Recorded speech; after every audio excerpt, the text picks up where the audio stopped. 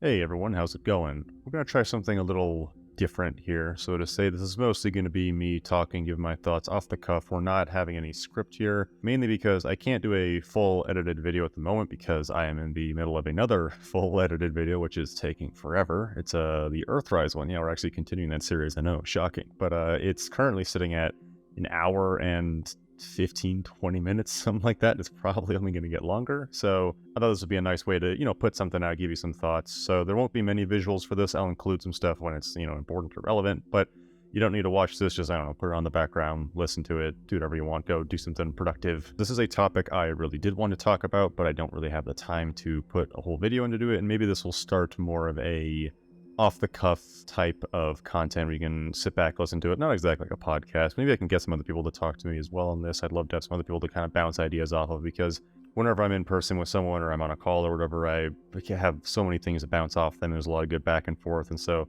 I like having someone else interact with it. I'll have to figure something out like that. Maybe we'll work on something like that. But in the meantime, I wanted to go through some things because I've been seeing a lot about Transformers Rise of the Beasts. It's a new movie. It came out.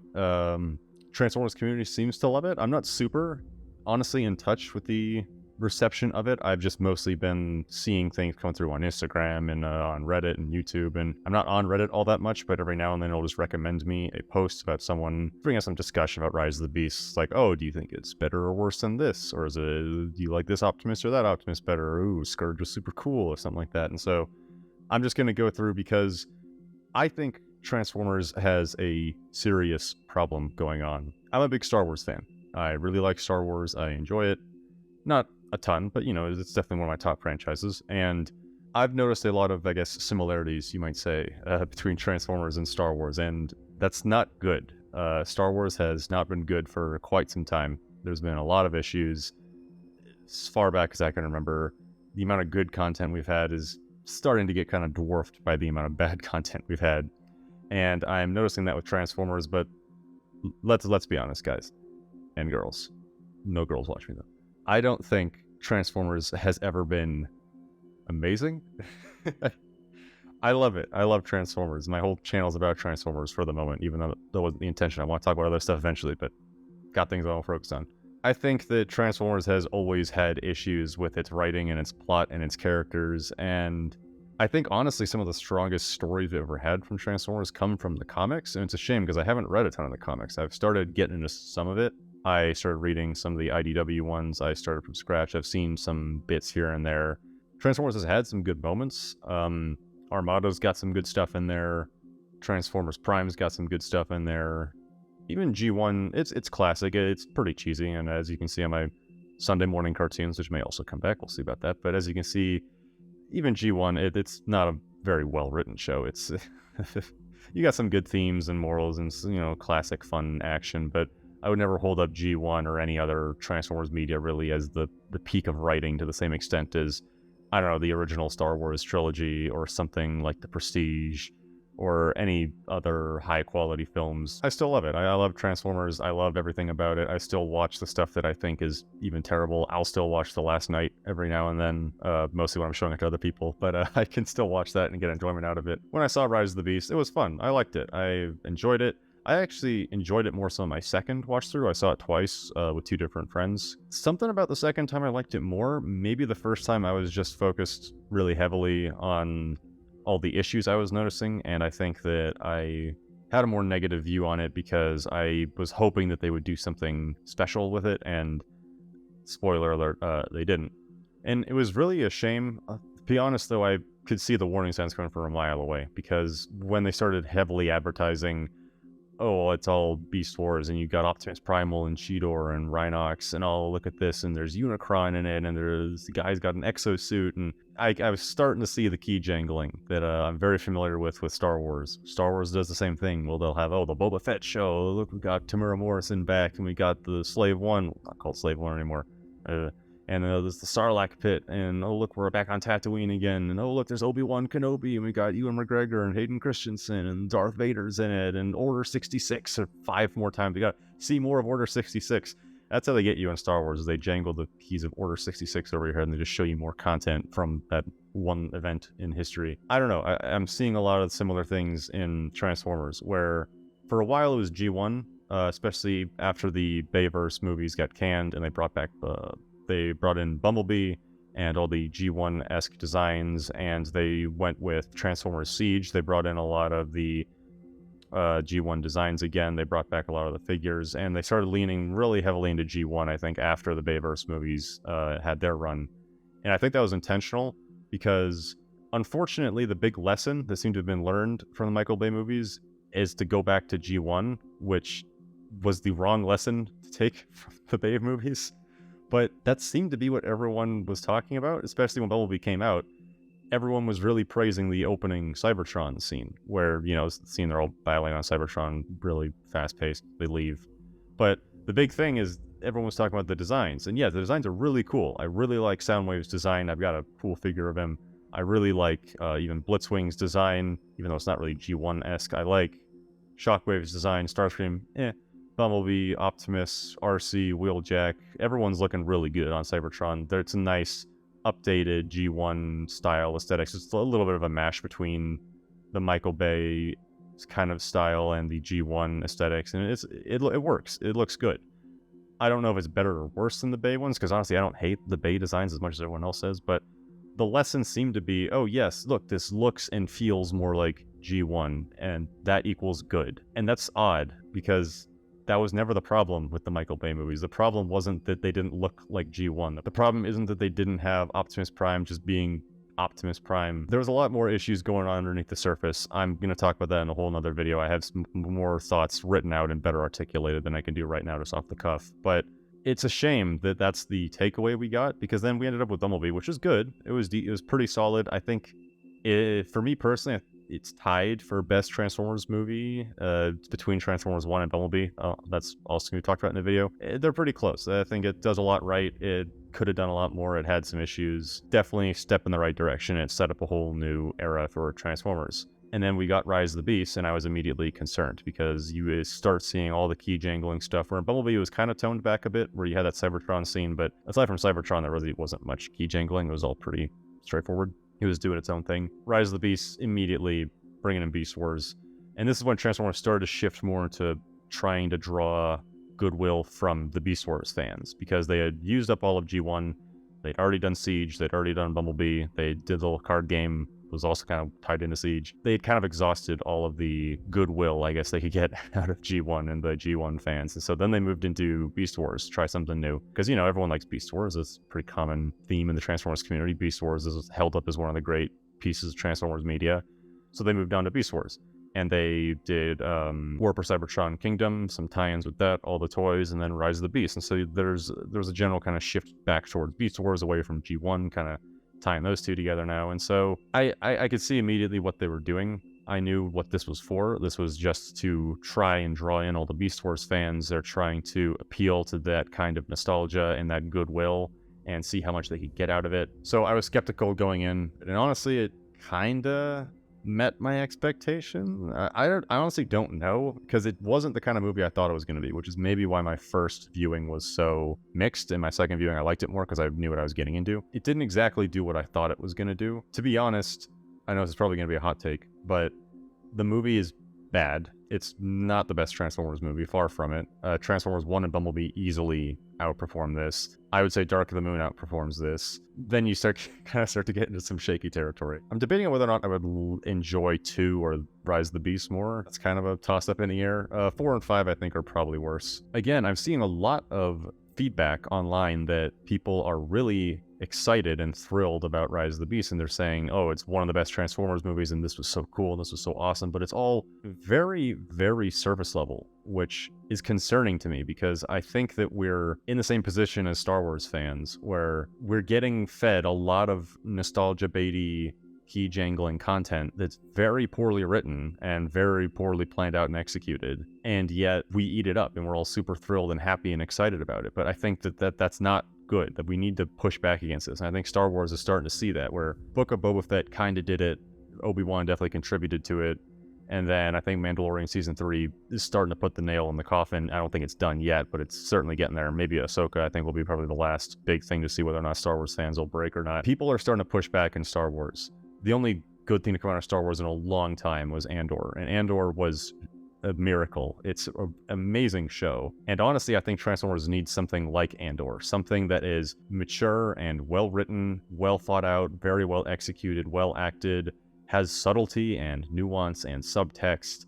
It takes its time, it isn't rushed, and it isn't filled with action and key jangling nostalgia. It's very restrained, incredibly restrained for Star Wars, honestly. This is what Transformers needs. I think this is what Siege and Earthrise and Kingdom were trying to do. I know Andor came out afterwards. Transformers, I think, is edging in that direction. I think War for Cybertron was the closest we got to Andor, and I think it might be the closest we're going to get. You can certainly see a lot of these similarities in War for Cybertron and Andor, especially with the tone. I think the tone was something similar where they're trying to go for more gritty, grounded, morally gray type of story. I think War for Cybertron completely fell on its face in that, especially in Earthrise and Kingdom. More to come on that. Trust me, I got like an hour and a half of this stuff.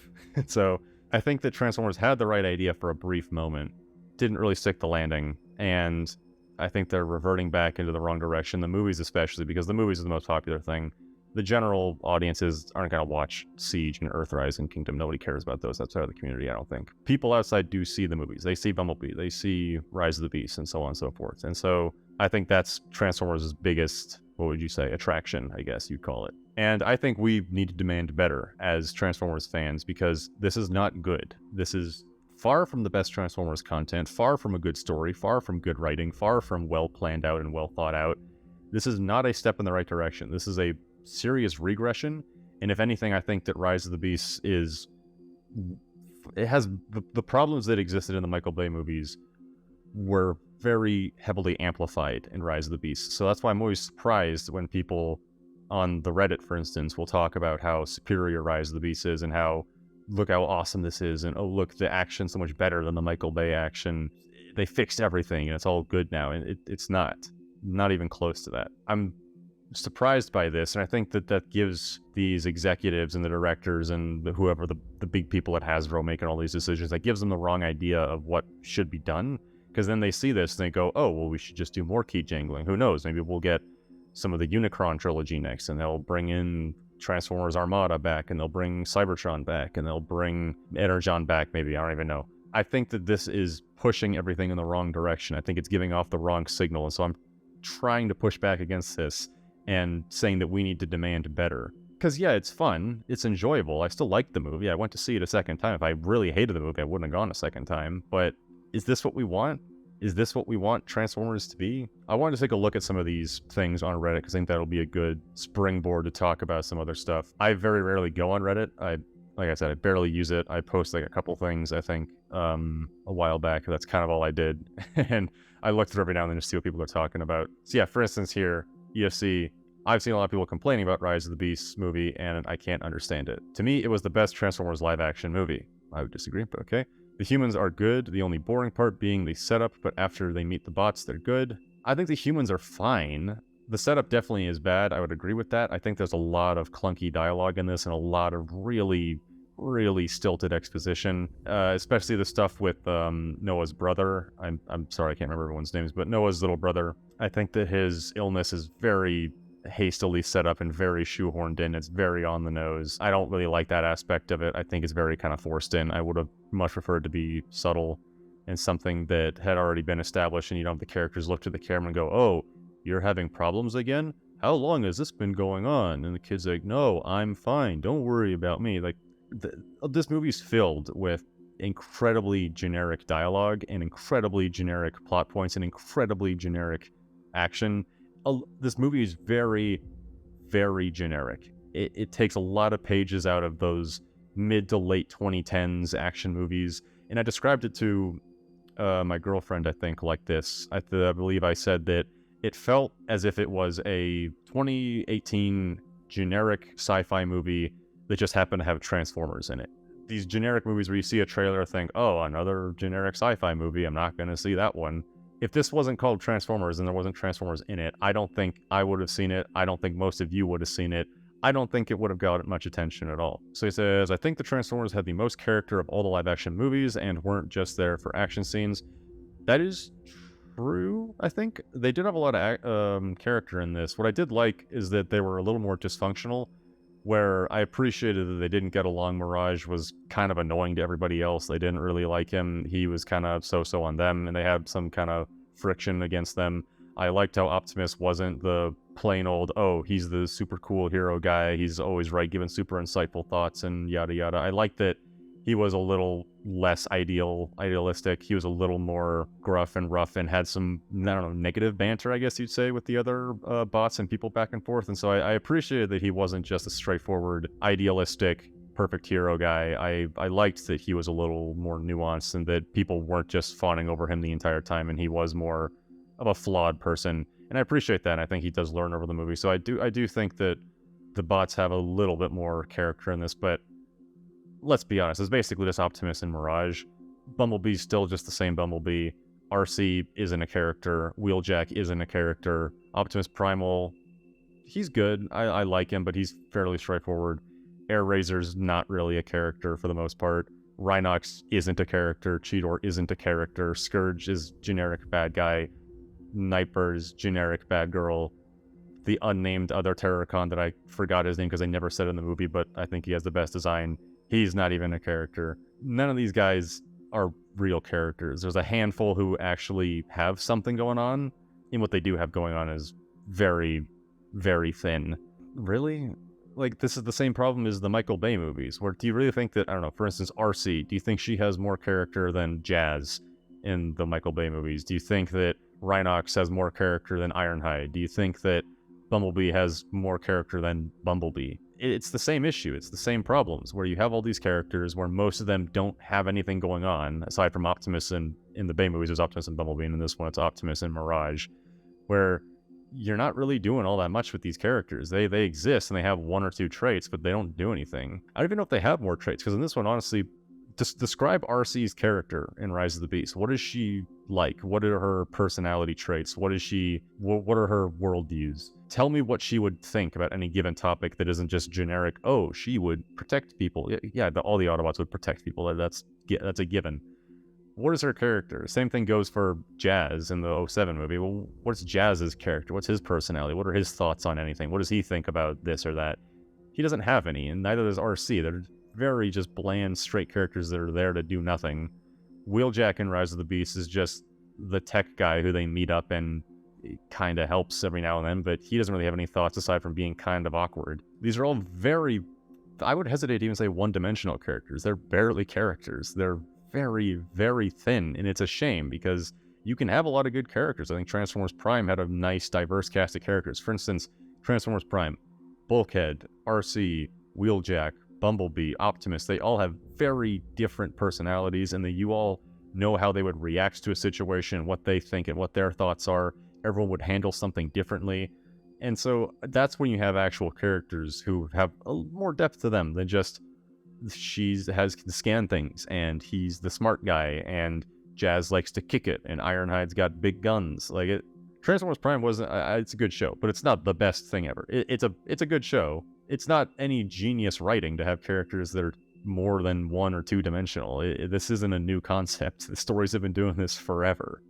And it's something that Transformers has really struggled with, though, for some reason. Finally, the action was great. Not over the top, but entertaining. 8 out of 5 movie. Not 8.5. I don't like giving numbers to movies. I think it's very restrictive, and I think everything would have an asterisk on it. And I think there's a lot of subjectivity that goes into that. So the action, yeah, it was good. But again, honestly, I don't know. I feel like the 07 movie and Dark of the Moon had better action than this. Yeah, it's over the top in the Michael Bay movies, and everything's exploding constantly. But I don't know. I felt that this movie was very straightforward with its action. I think it's very restrained. And then the final battles just is one of the most generic final battles you could have imagined, where, yeah, it's a bunch of CGI generic looking goons out in the field versus like our small team of heroes, and the small team of heroes somehow is able to fight off hordes of hundreds of these guys and are totally fine at the end, no casualties. I don't get it. I don't get why everyone was saying the action in this movie was so much better. When we saw the trailers, I remember seeing a comment, I think it was on Instagram or maybe it was on YouTube, but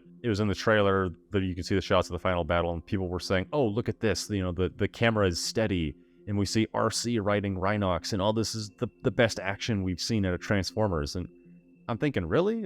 Like, I would highly prefer the final battle from Transformers 2007. That one is a very small battle if you think about it. It's about 5 or 6 people on each team going at it in a city, and then there's all the humans who are providing support for the Autobots. And I think that actually works a lot better, and it could have worked in this, because in this one, the Terracons are very tough. In the first battle they have with the Autobots, the Terracons basically just walk all over them, take basically no damage, have no issue at all stomping on everybody, taking out Optimus and Bumblebee, and knocking everyone aside. So you have the same sort of tough, near-invincible Decepticons that we had in 2007, where in 2007, only the Autobots were really capable of fully taking down the Decepticons. The humans could, with a lot of firepower, but the Autobots were the only ones who stood a real chance against them. And so you could have done something similar, where you had a small group of Terracons versus our cast of Autobots and Maximals in the end of Rise of the Beast, and that would have been a much more engaging final battle. It's a lot more to keep track of, and it's a lot more personal stakes. Where, yeah, it's a lot more interesting to see Optimus and Scourge go head-to-head, rather than seeing our 5 Autobots and Maximals shoot into a crowd of 200 generic-looking CGI guys that popped up 5 minutes ago. That's not interesting or engaging. They're not even interesting designs. They don't have any interesting abilities. It's not... They just pop out of nowhere and suddenly there's a huge army for them to face. It's the same kind of stuff that you see in all these other movies that I thought we were all on board was a bad thing. Especially with Marvel, people always complained about this, where they'd say, oh, it's the big CGI army at the end fighting the other CGI guys. But now when it's in Transformers, everyone seems to like it, and that's confusing to me. So it's very, very odd to me. I don't understand why the action was so highly praised in this. Because there were a couple things I liked. I really did like the Peru fight when Optimus and Scourge were fighting each other and they were rolling down the hill as the other guys were driving down the hill, and so you had the battles kind of intersecting every now and then.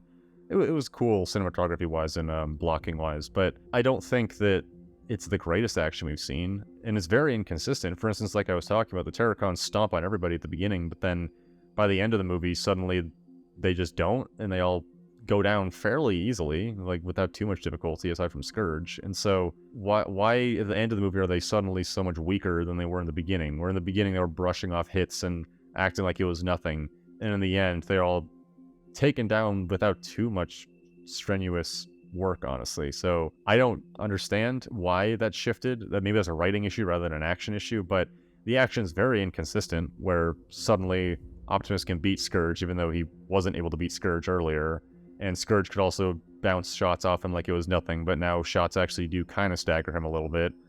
I don't understand. I don't know what changed. I don't know why this happened. I know they said that Unicron infused him with dark energy that made him all but invincible, and I really hate that line. It's so incredibly stupid. Really annoying, stupid way of saying, oh, he's powerful, he's got dark energy. I hate it. Sounds really lazy, and I think you could have done just, oh, he's like just a good fighter. Whatever happened to him just being good? I don't know. Why does he have to have infused with dark energy? Why does he have to have magic, basically, to be invincible, rather than just have him be a good fighter, you know? Wouldn't that be cooler? Even Transformers 4, which I don't like. Like, Transformers 4 is the one movie where I actually don't like watching it.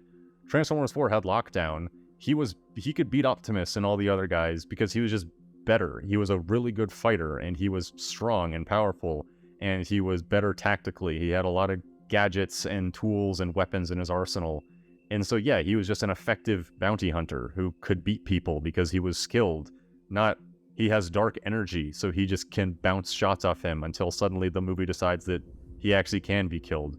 I don't know, so the action that's never really stuck with me. I highly prefer the Michael Bay action, honestly, where even when you get to Dark of the Moon, you get some bigger battles where you have a sizable army of Decepticons against a team of like a dozen or so Autobots in the military. Like, it gets bigger as time goes on. But I still think that's better. I think it's more grounded, and there's more even personal stakes, and there's more consistency within the action rather than this movie. So I wouldn't even say this movie has the best action. Alright, let's see here. This person posted, Transformers Rise of the Beast premiere reports better than all Michael Bay's Transformer movies. There's a link there. Let's see where this goes to. So this is from this article, Max Blizz. The premiere of Transformers Rise of the Beast took place on June 5th at King's Theater, New York, according to Early Buzz. This film outshines all of Michael Bay's previous Transformers movies in terms of quality. First off, according to who? According to Early Buzz. So, you know, the people say that this is better. Outside of Michael Bay's previous Transformers movies in terms of quality. I'll give that to you for 4 and 5, but does anyone remember Transformers 1? I know that came out a while ago, 2007, but does anyone remember Transformers 1? Because that's a lot better than this. That has a lot more going for it. This movie is incredibly bland, I think, honestly. There's not much character to this movie. This doesn't... Again, this feels to be a generic sci-fi movie that just happened to have Transformers in it. It's just some generic info about it. But return to the action spectacle that has captured moviegoers around the world. So, yeah, Michael Bay was known for action and spectacle, but now this is almost making it sound as though it's good that we're returning to that. But then I also thought that this was saying this was outshining it. So I don't know. Is this action spectacle good or is it bad? Because if you want to talk about spectacle, he's got most movies pretty beat in terms of spectacle. It's hard to beat the spectacle of a Michael Bay Transformers movie. So is this good or is this bad? I'm getting mixed messages. According to Big Screen Leaks, Transformers Rise of the Beast is better than all Bay Transformers movies, but that's not saying much. Well, 2007 wasn't bad. 2007 was okay. It was kind of good, honestly. It's a 2-hour Saturday morning cartoon that overstays as well. Yes. This sentence right here. It's a 2-hour Saturday morning cartoon that overstays its welcome is exactly what this movie is. Mirage is great, and other than my boy B, he was my favorite, I guess. But honestly, in this movie, Bumblebee doesn't do much. He's taken out of action for the whole second act, basically, and most of the third act. And he's a lot more referencing in this movie. I don't like how all of his quotes in this were just direct quotes from other movies where it's things like, oh, you can't handle the truth, and say hello to my little friend. I know those are recognizable lines. I'd be fine if there was one or two of those, but when every single line he has is just a reference, it really starts to teeter on annoying and a little fourth wall breaking. I don't like how much it takes you out of the movie to be like, oh, I know where that line's from, and I know where that line's from. Every line he has is a reference, and I find that annoying. And I think it was better in the Bay movies when he spoke through the radio, and not every single radio clip was a recognizable movie quote. And yeah, I know, he goes to the drive-in movie theater, so that's why he has all the... Yeah, I know why. I'm not saying it doesn't make sense in universe. I'm saying I just don't like it, and I think it takes you out of the movie to hear a reference to another movie every 10 seconds from him. A step in the right direction with a bonkers ending. Yeah, there is a bonkers ending, in case you haven't seen the movie, when Optimus blows up a key that made a space bridge pop out of the ground kind of thing and sends Unicron back through portal, and then there's like a black hole kind of thing sucking everything in, but then he can drive away from it because Noah and Optimus Primal pulled him back from a black hole. I don't know. It is bonkers ending, but a step in the right direction. See, this is the problem. This right here is why Transformers is going to continue to have terrible writing for the next decade, 2 decades, whoever knows how long. This is not a step in the right direction. This is actually a regression. Bumblebee was better. Bumblebee had tighter writing. Bumblebee had better characters. Bumblebee was more focused. Bumblebee had, I think, better themes and more to say. I think that Bumblebee was a step in the right direction. This was not a step in the right direction. This was a step back towards the Michael Bay movies, which again, I don't hate, but this is not the right direction. The writing was atrocious. This was a massive step in the wrong direction. And all this positive feedback is exactly the problem. This kind of positive feedback is going to make people think that this is what everyone wants, and they're going to make more movies like this, and you're just going to keep getting more of the same schlock because people keep clapping at it and saying that it's better than Michael Bay's movies, when honestly, it's kind of like a Michael Bay movie, but more generic and with less going on in it, honestly. According to Fico Kenjano, I totally pronounced that wrong, Transformers Rise of the Beast is a pure popcorn summer blockbuster fun, sure. Delivers cool action you can appreciate, characters you can root for, cheeky humor and heart. Yeah, I'd say so. It's now up there with Bumblebee 2018, Transformers 2007 is the best of the franchise. I mostly agree with that, because I do agree that Bumblebee and Transformers 2007 are the best. I don't know if it's up there, though. I would say it's probably 3rd or 4th place for me, depending on where I put Revenge of the Fallen, because these are both pretty bad. Yes, I know people hate Revenge of the Fallen, but I hate to tell you this, but Rise of the Beast is on par with Revenge of the Fallen, so maybe even worse, I don't know. Maybe better, maybe worse. Basically, this review just saying, yeah, it was fun. But yeah, sure, it's fun. I enjoyed it. If you enjoyed it, yeah, I totally get it. You know, it's a Transformers movie at the end of the day. I'm probably going to like it, unless they completely did The Last Jedi to it or something like that. But I don't know. I think, can we not ask for more than just a fun movie? I'm kind of tired of Transformers products just being oh yeah, it's just fun if you turn your brain off. As in, oh, you just turn your brain off, go watch the movies. You just turn your brain off and watch Optimus Prime kill everyone. That's all there for. You don't need any good characters or good writing. It doesn't matter that the plot doesn't make any sense. Just have fun. No, like, can we get past this as a community? Can we all come together and agree that we could have some good Transformers writing? That Transformers can have solid characters and solid plots and solid themes and solid messaging, rather than just turn your brain off and go see guys blow each other up. Like, yeah, it's fun. I get it. Can we have more than that though? Can we get something a little better? According to Dan the Fan, have you ever wondered what a Transformers sim will be like without military propaganda, racism, hypersexualization, and Linkin Park? Thanks to Transformers Rise of the Beast, we now know the answer pretty damn good. It's got that spark to reboot and relaunch the franchise. No. So there's a strange concept going through movie audiences nowadays, that any movie that has the military acting in a positive way, as in they're trying to save the world, that means it is military propaganda. The same thing goes with the Marvel movies, where they'll call Marvel military industrial complex propaganda, when the military's barely in the Marvel movies. They don't even exist, honestly, aside from one or two instances. So I'm confused about that one, but Michael Bay movies are not military propaganda. Just having the military try to save the world, yeah, that's probably what they would do in real life. If aliens came and tried to take over the planet, I would imagine the military would be the first guys who would try and stop that. That seems to be normal. What would you call it? Like military porn? Or whatever you want to call it. Like in the Godzilla movies, when they take 20 minutes to have just tanks driving around and they have the little march music and all the army troops are assembling. And then Transformers, when you got the amazing music with all the jets taking off and all the troops rolling up. Like I don't think that it's necessarily making a statement that the military is, I don't know, infallible or just definitively the good guys. I think that, you know what's a cool spectacle is seeing A-10 Warthogs strafe Scorponok, and it's seeing these missiles fly through Chicago and blow up all the bad Decepticons, and it's seeing all these tanks and soldiers roll up into the desert to defend the pyramids against the Decepticons and have a railgun shoot a Devastator. Yeah, that's spectacle. You can't have it both be that it's a fun spectacle action movie, but also if you have the military acting in a fun spectacle way, oh, that's bad and evil. I can see the argument for it, but I always strongly disagree with this. Oh, it's military propaganda to have the military acting as the good guys, especially in a movie like this where it's very black and white, where these guys are trying to destroy the planet or enslave the planet or kill the planet. I'm fine if the military are portrayed as the good guys. I think that would probably happen. Racism. I know there's like, I don't want to get into the whole racism discussion right now. It's a whole, there's a lot to unpack there in a lot of movies. But I don't know. I never saw the Bay movies as explicitly racist. I know that people thought the twins were racist in Revenge of the Fallen, but I don't know. Like, I never thought that. I always thought it was a weird idea when people brought it up. Maybe I'm just too pure and innocent or whatever, but I never got that impression. I never thought, oh, this movie's racist or these characters are racist or why is there all these like racist elements going on? I don't know. It didn't seem racist to me. I think the twins are honestly one of the only ammunition that people who make this claim have against the Bay movies. There's probably a couple other instances people would point out, but I don't know. Like, if you want to say that that's racist, but then if you also want to say that, I don't know, like in this movie in Rise of the Beast, there's the line where Noah's mom says, oh, like, remember to laugh at all their jokes. White people love that shit. And it's, well, yeah, like, I'm not fine. I don't have a problem with that joke. I'm white, shockingly, and I don't have a problem with that joke. Is that not, like, on the same level as some of the other Michael Bay jokes? Like, I don't remember off the top of my head. I'm not saying it's comparable to Twins, but, like, I think it's okay to, like, make a joke that involves race and not have it be racist.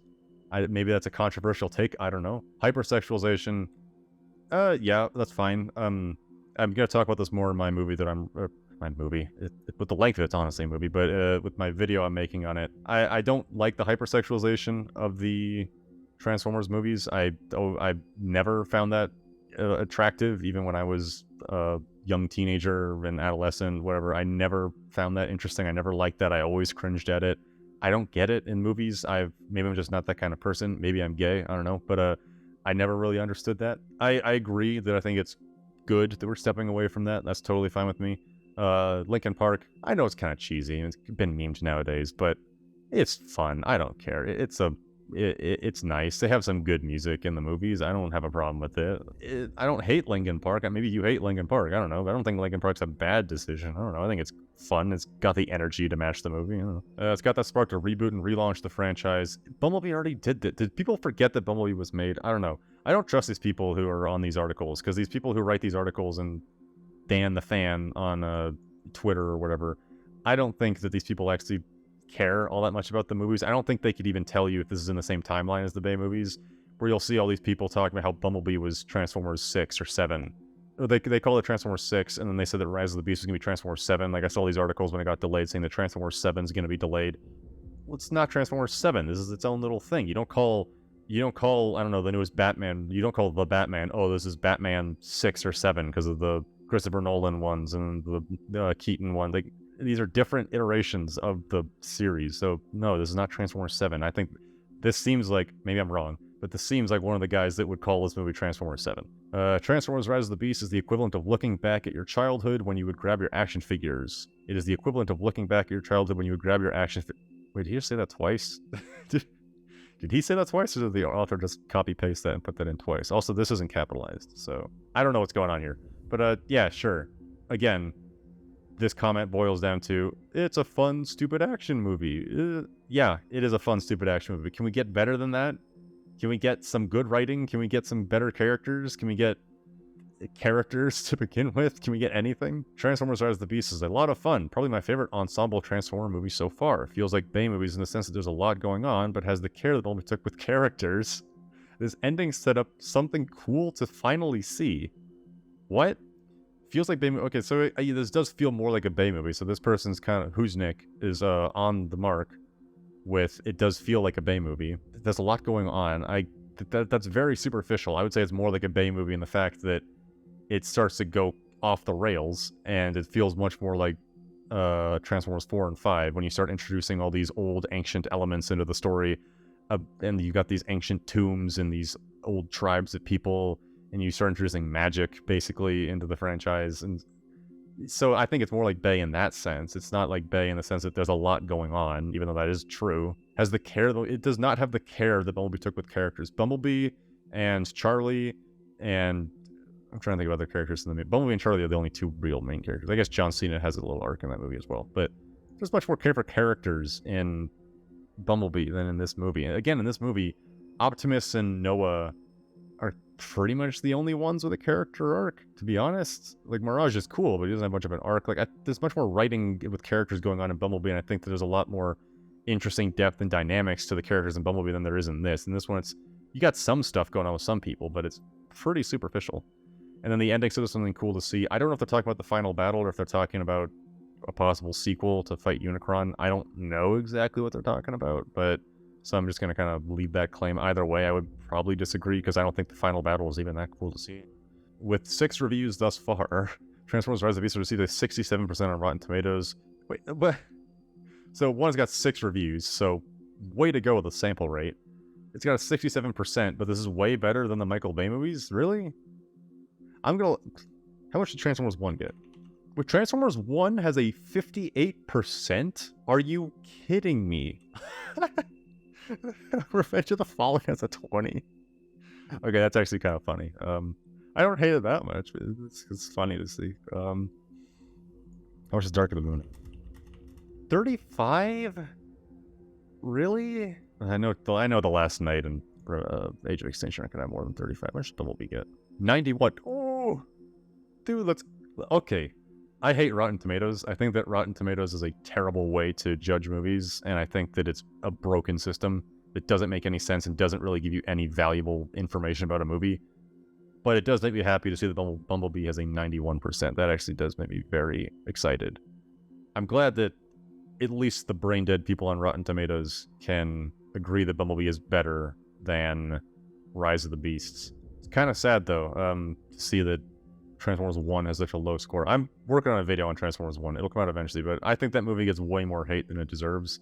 I think it's a decent to kind of good movie. I would definitely defend it as that. Certainly better than Rise of the Beast. I don't know what's going on here. Okay, well, that's the end of that article. Okay, let's see what this guy says here. I might agree with this guy, because he looked to have a good title. He says, I just saw Rise of the Beast, and I really enjoyed it, but... stick the landing. This is the most likely not the case, but there were some elements of the movie that felt like it didn't have full access to Transformers world IP-wise? What? Not to mention the Decepticons. Yes, okay, so I don't know what this guy's talking about. But it is very strange that the Decepticons are not even mentioned in this movie. The closest you get is that Scourge has a Decepticon logo. He's strapped up with somebody. I do like that aspect of him. I like how he collects people's insignias or logos, whatever you want to call them. I think that it's a nice little bit of visual storytelling. It's how you know that he's a hardened battle warrior who's gotten a lot of kills, but at the same time, they don't just tell you that, even though they kind of do. But I think it's a nice just visual thing to say, yeah, look, he's got all these things. It's kind of like how pilots in World War II would paint all the flags, and whenever they shoot down an enemy plane, they count their kills on their aircraft. I kind of like that idea. Some good visual storytelling. But it is weird that other than that, the Decepticons are never mentioned by name, and they're only the war on Cybertron's only referenced like once or twice. That seems like a pretty major aspect of this universe, considering that they went to Earth to get away, to come back and fight the Decepticons later. Not only are they never mentioned and never is even brought up like, oh, we gotta go beat the Decepticons, or oh, maybe the Decepticons will also see the key and they'll come to Earth and they might try and get it. There's no mention of that. There's no Decepticons present in the movie. Considering that the last we saw, they basically had taken over Cybertron, you think that would be an important plot point? Because they also just talk about in this movie just wanting to go back to Cybertron, where Optimus says, oh yeah, if we get the transwarp key, we can go back to Cybertron. But if you go back to Cybertron, there's still an army of Decepticons there, and you're not in a better position than you were when you were in the opening of Bumblebee, so I don't know why you think that you could just go back to Cybertron. I don't know exactly what the state of the world is. It's very odd. The world building in this movie is absolutely atrocious, where we don't even know what's going on Cybertron. We don't know the state of it. We don't know what happened. We don't know if anything else has occurred since Bumblebee to now. Like, what are the Decepticons up to? Have they taken control of Cybertron? Is there still a resistance movement on Cybertron? Is this all the Autobots that are left? Has Cybertron, like, kind of gone downhill like it did in the Siege and Earthrise and things like that? What's going on? That's a major element of the universe and it's just never mentioned. It would be if you had, say, Star Wars Episode 4, then you go into, Empire Strikes Back, and then suddenly they just never mention the Empire, and then instead they're on, I don't know, Endor, and they gotta fight some ancient other creature, like they fight the Yuzhong Vong, if you know who those guys are, and it'd be no reference to the Empire. I think that'd be strange, because that's a pretty significant force in the universe, and a huge aspect of the world, and these characters' history, and the ongoing conflict. So honestly, I think that this movie should have come out after they had already resolved the Decepticon story, because that's a major loose end going on for some reason. Bumblebee is never referred to as such. It was always just B, not to mention he was dead for a majority of the movie. I agree, it was very strange to have Optimus keep calling him B, because that was the humans' interaction. It was always his human buddies that would always call him B. It's kind of a fun little interaction between them. I don't know, it's strange that Optimus calls Bumblebee B, because he always seemed to have more of a kind of professional friendship towards him, where he would always call him Bumblebee or B127, and at the end of Bumblebee he said, my name's Bumblebee, not B. So I don't know why Optimus is calling him B. It's kind of strange. It's not like an issue, it's just odd to me. I don't really like that aspect of it. I think it's a little out of character for Optimus, but he was dead for a majority of the movie. Yeah, he was. I don't like that either. You know he's coming back. If you've seen any of the trailers, or if you just know how movies work, you know he's coming back. He's not dying. So they do the fake out death, and the second that he died, I instantly was thinking, okay, well, how's he going to come back? Because the fact that he didn't get obliterated or ripped in half like Ape-Link, I think it was at the beginning of the movie, he didn't get completely decimated like he did. You instantly know he's coming back, because his body's still pretty much intact. It's just he dies to some vague electricity thing. It's like, yeah, he's going to get revived. But I don't know. I don't like that. Here's another movie that did that. Revenge of the Fallen. I thought we didn't like Revenge of the Fallen. And this movie has 2 fake-out deaths. You know what other movie had 2 fake-out deaths? Revenge of the Fallen. They had the same issues are still here, guys. The same problems. Everyone knew that Optimus was going to come back in Revenge of the Fallen. Everyone knows that Bumblebee was going to come back in this movie, because he was in the trailers. You can see multiple clips of him that hadn't happened yet when he had died. So obviously he's going to come back. So that is a very strange decision, where everyone knows he's not actually dead. So you're basically just kind of using it for a cheap, maybe get some kids with the emotion, oh no, Bumblebee's dead. But honestly, I didn't feel anything when he died, because I knew he wasn't going to stay dead. Where the second they were setting up, oh, he's going to die, I knew, okay, well, I'm already thinking, well, how are they going to bring him back? Like, what kind of magic nonsense are they going to do to revive him? And they do revive him through magic nonsense, where they just have him lying on some energon, and then the energon gets activated because of a big shockwave, and then he's alive again because they need to bring him back into the movie, I guess. 2, Rhinox was shafted hard. Yes, everyone, all the Maximals were basically, except for Primal and Air Razor. Even those two were kind of thin, but Cheetor and Rhinox had no character. They were not in the movie. They had maybe 1 or 2 lines. They didn't do anything aside from just provide some more guys to help in the final fight. They were nothing characters. They were barely in it. I honestly forgot they were in it. It was only once I was watching, I think I saw like a clip of a trailer on Instagram after it's in the movie, and I remember there was a clip where Cheetor was running inside Bumblebee, and I thought, oh yeah, he was in that movie. You kind of forget because they don't do anything, but yeah, they're there. Complete waste of some characters that are just nostalgia bait key jangling. Again, that's why they're there. They're there to sell toys and to key jangle and be like, oh look, Beast Wars fans, it's your favorite characters. They're back. Come watch our movie. They don't do anything, but they're there for 2 seconds. Look at them. Wheeljack was almost completely pointless, and the head fins we saw, that frame from the trailer, was the only time he was used in the movie. Yeah, Wheeljack is strange, because 1, I don't really care for his character anyway, and 2, I think it's odd that he completely shifted from Bumblebee, because this is the same continuity, and he was not like this when we last saw him on Cybertron. And he completely changed, so what happened to make him a completely different character? Who knows? Why did they change his design so much? Who knows? Everyone was talking about how, oh yeah, cool, we love these G1 designs in Bumblebee, and look how cool Wheeljack and RC and their Brawn look. And then they just completely undid it and made him some little brown truck. Why not just make your own character instead of just calling him Wheeljack? Because he's not really Wheeljack, aside from vaguely being the tech guy. I don't know. Transformers does this a lot, where they'll just take a character and name them someone else to be like, oh yeah, this is that character, right? Now you like him. And so, okay, cool. Like in Revenge of the Fallen, they did that where they had the little motorcycle female Autobots. And so, yeah, this is RC and the twins. And so, oh, yeah, you can name her RC, but like she doesn't do anything. So, yeah, I know you're trying to ape in on that recognizable name, but Transformers has this issue. And I don't know why they keep doing it, but they keep doing it and people keep falling for it. 4, they should have just kept Travis Knight. Yes. They should have just kept Travis Knight because he did a much better job with Bumblebee. I don't know why they swapped him out. I haven't looked too much into the behind-the-scenes stuff. I don't know if he didn't want to do it, or if the studios wanted someone else to give it a shot, or I don't know what the plan was there. But with that said, the movie was great regardless, and I had a big smile in the theater during the whole final fight. I would absolutely recommend it. I did not have a big smile on during the final fight. I thought most of it was BS and just kind of sludgy action. People run around blowing up a bunch of nameless, faceless, weird, stupid-looking minicons. I didn't like it. Whatever. Again, it's all subjective. If you liked it, that's great. I'm glad you have another action scene to go back and watch, but whatever. Would I recommend it? Because this guy recommends it. Would I recommend it? Maybe. I don't know. I don't hate it. I don't know if I recommend it, though. If someone's a big fan of Transformers, I'd say go watch it, but if someone had never seen Transformers and they're like, oh, hey, should I go see it? I would tell them no. I would say go watch Bumblebee, or go watch the 2007 movie, or go watch the original 1986 movie. Go watch something better, honestly, because this is not a good introduction to the franchise. This relies so heavily on you already knowing Transformers. Everything with the Maximals and the Terracons in this, with how their whole time travel... Okay, well, the time travel doesn't even make sense, but they rely on you knowing the concept of Beast Wars to understand the whole thing with the Maximals going on, where they just kind of mention that time travel's a thing, that you can travel across time and space, but they never explain how or what they just did, or what the timeline even is, or what's going on in this time-space continuum. So it's all just nonsense that's hand-waved away, and they make like 1 or 2 references to the fact that the Maximals are from the future, but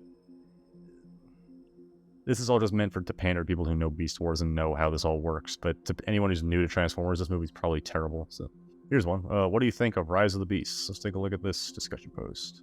I personally thought it was great. So I don't have much to go off that. Maybe we can read some of the comments. But sure. Again, if you like this, fine, that's totally fine. I like it too. If you think it's great, that's totally fine. I don't hate you for it. I don't think you're an idiot. But I hope that I can convince you that we need something better. If you think that this is a 10 out of 10 amazing movie, great writing, that's where we're going to have some disagreements. If you just say it's 10 out of 10 because I loved it and it's cool action, I can't disagree with you. Do whatever you want. But I am going to hopefully persuade somebody here at least that we need something better. We should demand better writing. We should demand better characters. We should demand better content in general. this is not good. This is not healthy for Transformers. This is not sustainable. How many new people are we going to pull in with this? This is not going to make Transformers a huge household name like it was back in the 80s before I was even born. But this is not good for Transformers. This is kind of just keeping it in a bleh holding pattern. Now, let's see some of the comments. I literally just got back from the theater. I thought it was awesome, but I have to say I don't like what they did with Wheeljack. I agree. We've already gone over that. The accent and face sculpt were terrible. I agree. And G.I. Joe. Okay, so at the end, yeah, there's like the ending scene. They bring in G.I. Joe in one of the, I think it's like maybe the worst scene in the movie. I think it was reshot. I believe somewhere I saw that it was reshot, added in later to make this whole tie-in. I think it's kind of interesting they're doing a G.I. Joe Transformers tie-in, because they do that a lot in the comics and whatnot, but I haven't seen that in a movie yet, so that's cool. But such a terrible scene. The CGI looks awful in that scene. That's the least of the problems. The writing's the worst part. This is so stilted, and the guy just is basically saying, I'm from a secret government organization that's off the books. And I thought they were going to do Sector 7, because they did that in Bumblebee too, where Sector 7 is a thing, but I guess not anymore. I don't know what's going on in this universe with Sector 7, but they said Sector 7. I thought they were going to do Sector 7 again. I'd be like, oh, tie back to the Bay movies, pay a little bit of, homage to it, whatever.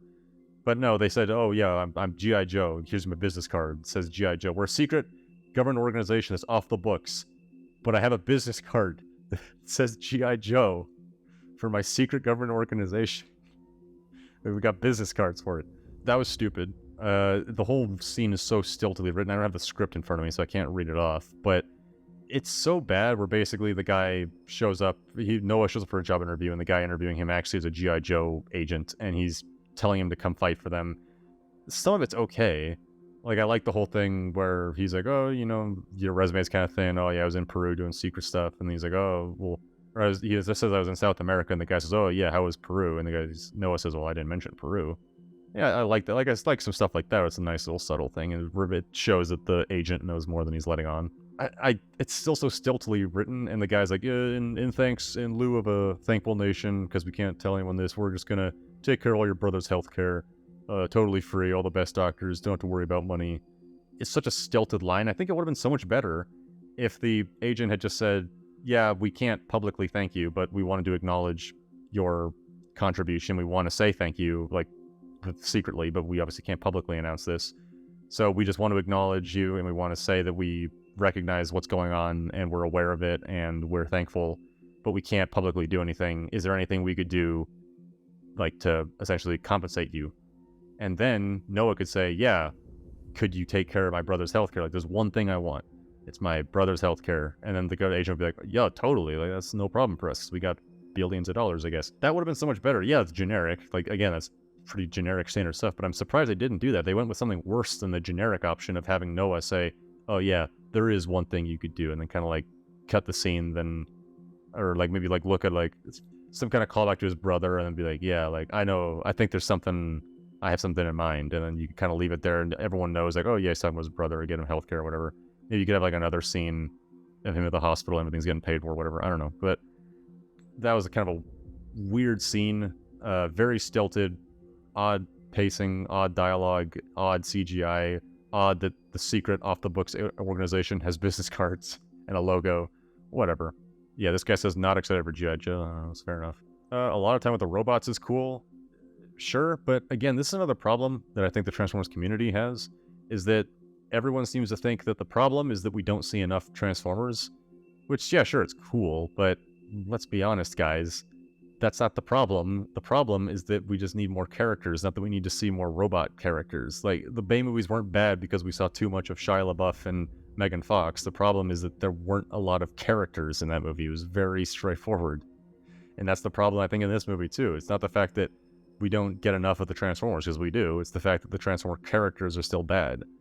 Yeah, I like seeing more of them, but I don't think that the writing quality is going to increase just because we see not humans. I love the callback where Bumblebee is trusting of humans through the events of his soul. That's not a callback. That's just acknowledging. That's one of the most stilted lines, I think, in the movie, where they're trying to decide whether they trust Noah or not, and Optimus is saying, no, we can't. Then Bumblebee does some kind of line where he's like, oh, no, but they're cool. And Optimus says, oh, I know once a human was good to you, B. And it's like, well, wow, yeah, what a callback. Congratulations, you acknowledge that the movie existed in one of the most stilted lines ever. You could have had that more naturally come up or some way to kind of weave that in or have it be a recurring thing, but that's like the only reference to Bumblebee in the entire movie. The previous movie gets referenced once. None of the events or connections really carry over from this movie. This just feels like a different film, honestly. It's really odd how much they ignore Bumblebee, especially with the Wheeljack thing, where honestly I think this kind of wanted to be its own thing, but it's odd. Optimus, both were great, and seeing Primal as a friend of the humans with Prime growing to trust us.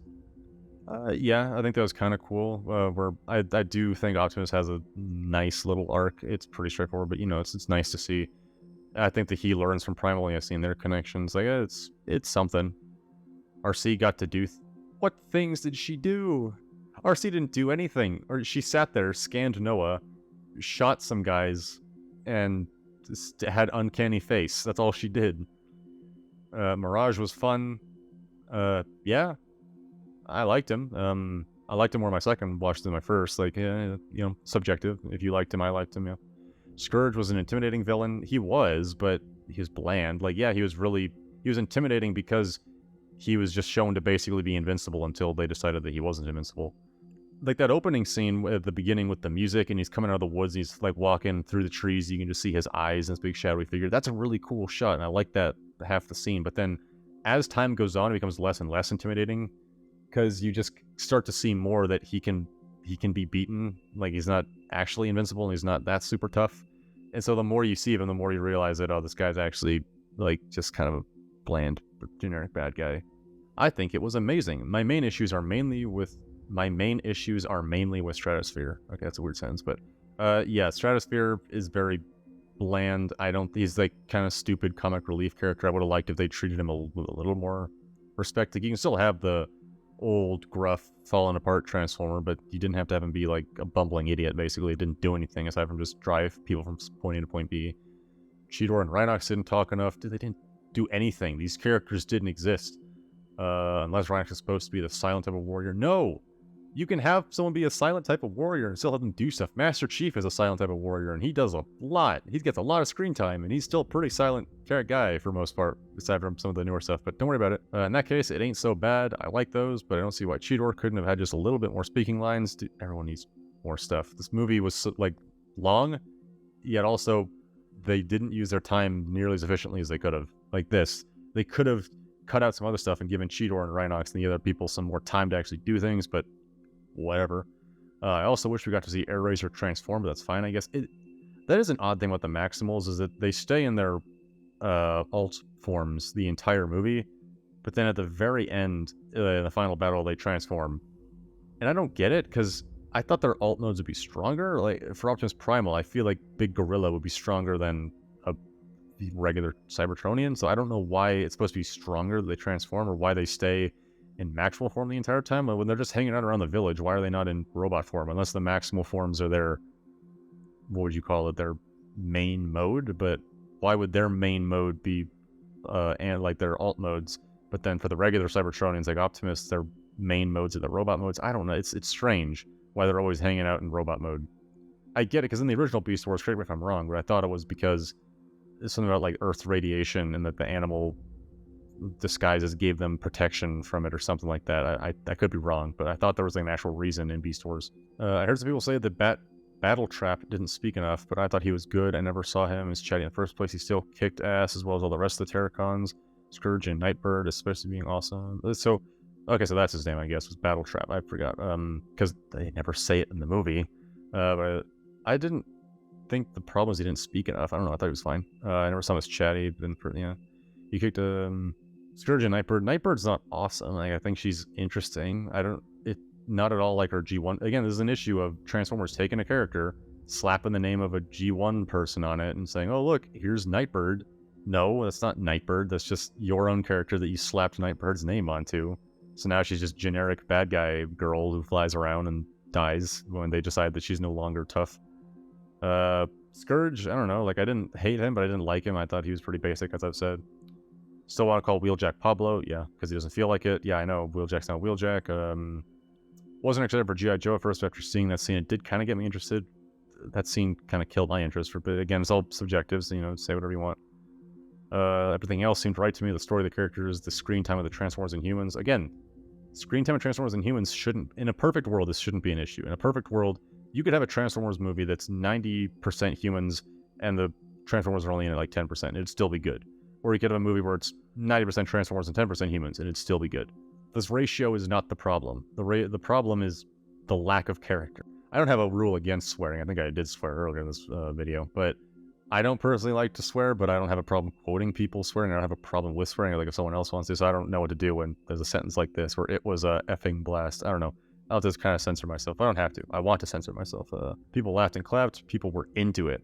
Everybody stood up at the end and applauded. Really? The most fun I've had in a movie theater in a very long time. You know what's strange? On my first, it was interesting. On my first watch through, the audience like laughed at some points, whatever, it was generic, whatever reactions. It was the opening weekend too. But then when my other friend and I saw it on, it was a Tuesday after it came out, everyone was laughing a bunch. And when Bumblebee came back at the end, when he came out of the plane, they were clapping so much and they were really into it and they cheered and everyone was really getting into it. I'm surprised. Like, even my friend, he's not the hugest Transformers fan, but he enjoys it, I guess you'd say. He's all seen all the Bay movies and things like that, and we chat about it a little bit. But even he, after the movie, his first thing that he asked me was, did everyone at your other theater clap when Bumblebee came back? And yeah, I thought that was so strange, where I like Bumblebee, but like I always knew he was going to come back. I didn't get that sad at his death, and yeah, it's like kind of a cool return, but it's not that awesome. I don't know. I think Optimus Prime's entrance into the battle in, what was it, Dark of the Moon is more awesome. I think that his entrance into the battle in 2007 is more awesome. I think that, I wouldn't say The Last Night. I was thinking about The Last Night. I'm debating when he drops in, cuts off the Infernicus guys' heads. I'm debating on that. I don't know. Point being, again, it's subjective, so if you really like this, good for you, but I don't get it. I don't understand. It's odd to me. I'm not sure what is the point or why it got everyone so excited. I'm just confused because I've seen a lot better stuff in other movies. I'm confused on why this is what made everyone clap. I just don't get it. Could be a me problem, but I don't think this movie earned that reaction. Personally, the best live-action TF movie. Although not the best thing you'll see in your entire life, it is greatly enjoyable. There are also some ups and downs. I do think the movie is kind of short. What? Which is that Wimich does not give the robot cast a lot to do. That's odd because everyone else says that he gave the robots a lot to do. So this guy's kind of going against the grain, I guess you'd say. It's not the best live-action movie. If you enjoy it the most, again, enjoyment and quality are two different statements. Keep that in mind. So if you enjoy it the most, sure. Quality-wise, it is far from the best. Transformers 1, 2, and maybe 3 blow this out of the water. Although not the best thing you'll see in your entire life, I agree with. We've already gone over a lot of this. Noah was great as a human. Hold on. Noah was great as an human character, so you can feel his struggle, how he wants to protect his family, but also going through some development. He goes from, I have to do this for my family, to, I have to do this for everyone. Elena was also great. It's actually quite great to integrate human characters in this way. They both actually help and do something. I really want them to met Charlie, and I really hope they bring Agent Fowler from TF Prime, because he is a fan favorite. I don't hate Noah in this. I don't hate Elena. I think they're just very bland. Like, yeah, I think Noah being doing what he does because he's got to protect his family is fine. Again, it's very generic where, oh yeah, protect it for family. That's the Fast and Furious meme, is, do it for family. That's not a new concept, and I don't think that's anything special. Elena was also great. He doesn't really elaborate on why Elena was great, but I don't hate her either. I don't know, I think she's also fine. It's a great way to integrate human characters. Yeah, I don't know. I don't have a ton to say about the human characters because they're very straightforward. I think some of the stuff is a little forced. Like when he all the talks with his brother, Noah and his brother, seem a little forced. Where I didn't like it. Again, it's subjective. I didn't like it. It's not anything necessarily wrong with it, but I just thought it was kind of forced in the sense where it's, oh yeah, do it for family. You gotta fight harder. Get up and fight. It seems very just straightforward. There's nothing really of substance there. I think, I don't know, for instance, if you're trying to do the inspirational speech, Noah's brother kind of gives him a little speech, but I something like, again, going back to Andor, I think Andor's got much better inspirational speech going on in that movie towards the end, and honestly in other points of the show. of convincing people to stand up and fight for what they believe in and fight for their survival and fight for their freedoms. And I think that there's much better written motivational speeches in that, and even other Transformers movies, than just his brother saying, nah, you got to get up and fight and win. I don't know. I'm not sold on it. I think the human characters are very okay at best. Very generic. That's the recurring theme of this movie. Very generic. The robot cast was great. Mostly Prime has some amazing development. He is angry and frustrated at the beginning. By the end, he's a Prime we all know and love. Yeah, I would agree with that on surface level. I might have some caveats, but generally, sure. Mirage is also great. He's rebellious, but he has a moral compass. Yeah, I guess. If his moral compass is just help his buddies and do the right thing, yeah, I mean, it's a compass, but yeah, it's pretty straightforward. Pretty sure he's going to become a fan favorite because he was amazing. Great charisma, cool abilities. The hologram thing was only used twice. Really wish it was more used. I think it was used a couple times. For battle, yeah, I think it would have been much better to constantly be using that, but he did use it more. This isn't confirmed, but I'm pretty sure that when he was the garbage truck, he was using it to appear larger, because there's no way Mirage is the size of a garbage truck. So I think he'd use it subtly and things like that, but I would agree. It'd be cool to see him use it more. RC was cool and had some nice dialogue, cool fight scenes. Wish he had a little more. I don't know what, but something was missing. I'll tell you what was missing. Everything. She's not a character. She doesn't do anything in this movie. Pablo Wheeljack was really underused. Well, everyone's underused except for like the main few. Stratosphere was underused. Yeah, same things before. Primal and Airraiser have some great moments, but Primal was badass in his fights. Also has some great moments. Airraiser was also cool, but she did not transform, sad face. Yeah, I don't know, like, Primal's cool, but I don't think he's amazing. I don't know, like, again, I maybe it's just subjective, but this movie didn't sell me on any of these points that people are bringing up. Rhinox and Shooter has at least a line or two of dialogue, don't do much. Cool fight scene, yeah, this got me bad, they don't do much. I hope for the next movie they get something for them. Yeah, this is the problem with every character in these movies, is they had 2 lines of dialogue and don't do much. Cool fight scene. That's how you describe every Transformers movie. This is the problem right here. If you want to isolate the problem Transformers has, this little issue right here this guy has with Rise of the Beast. This is the problem. Characters have 2 lines of dialogue, don't do much, and then they're in a cool fight scene. You get a cool fight scene, but you don't get much else. I think that if we want Transformers to be better, we have to correct this. This is the problem. The problem is not G1 designs or Beast Wars designs. It is not Michael Bay. It is not explosions. It is not Shia LaBeouf and Megan Fox or Mark Wahlberg. It is not all the whatever was going on in the last 2 Transformers movies. That's not the problem. The problem is that there is no character in any of these movies, and the plot is insane. Personally, this is a personal thing, I like characters more than I like plot. If you had a 10 out of 10 amazing plot with some okay characters, yeah, that'd be a good movie. But if you had 10 out of 10 characters in an okay plot with some issues here and there, even a bad plot, I would still love that movie. Say The Suicide Squad, for instance, the new one, James Gunn. I really like that movie because the characters in that are really solid. There's some really great stuff going on with a lot more people. Because guess what? People like Rat Trap and King Shark and Peacemaker and Bloodsport and Polka Dot Man, they all get more than 2 lines. Shocking, and they do stuff, and they've got moral compasses of their own, and they have conflicting worldviews, and they have differing opinions on matters and how things should resolve and what the right thing to do is. And so even when the plot gets kind of crazy and has some issues, it doesn't really bother me that much because you got some really strong character stuff going on, and that's, I think, why we go to see movies. Maybe this disagrees with other people, but I think that one of the greatest things coming from stories is characters. I think that we latch onto characters, we connect to characters, and characters are essentially what stories are all about.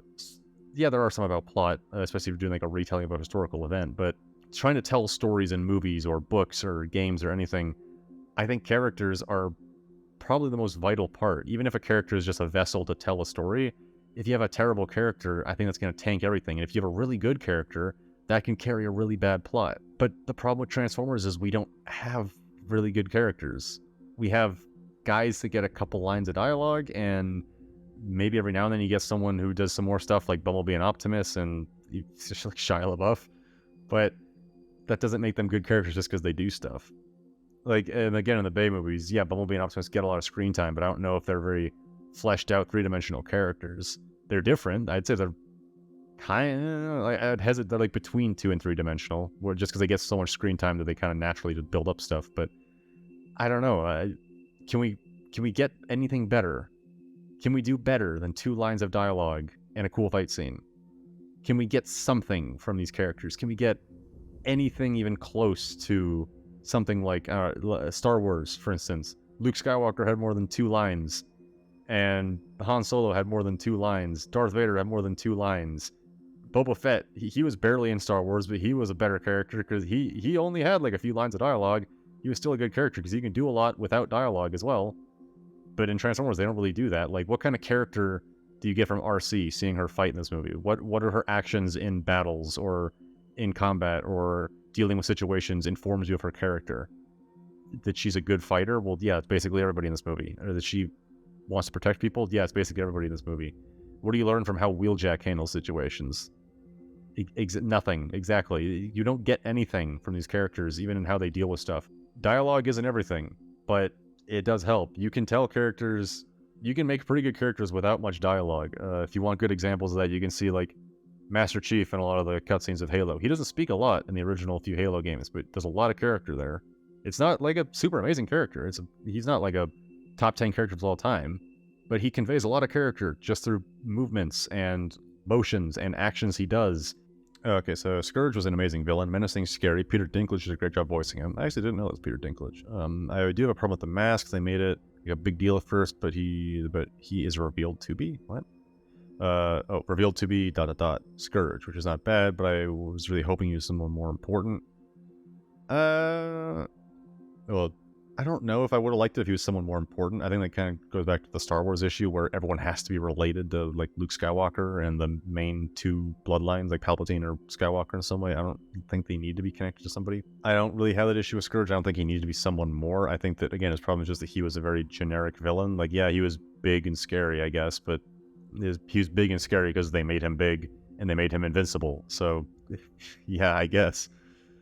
Really big deal at first, yeah. Both Battletrap and Nightbird have a bit of a problem. They are mostly there for the fight scenes, but they don't do or say anything about their character. Yes, this guy gets it. They're there for fight scenes, but they don't do anything or say anything about their characters. This is the problem. Again, this guy right here. Is this the same guy who talked about Rhinox? This is the same guy who talked about Rhinox and Cheetor. So this guy's onto it. He's right on the edge where I think he realizes the problem.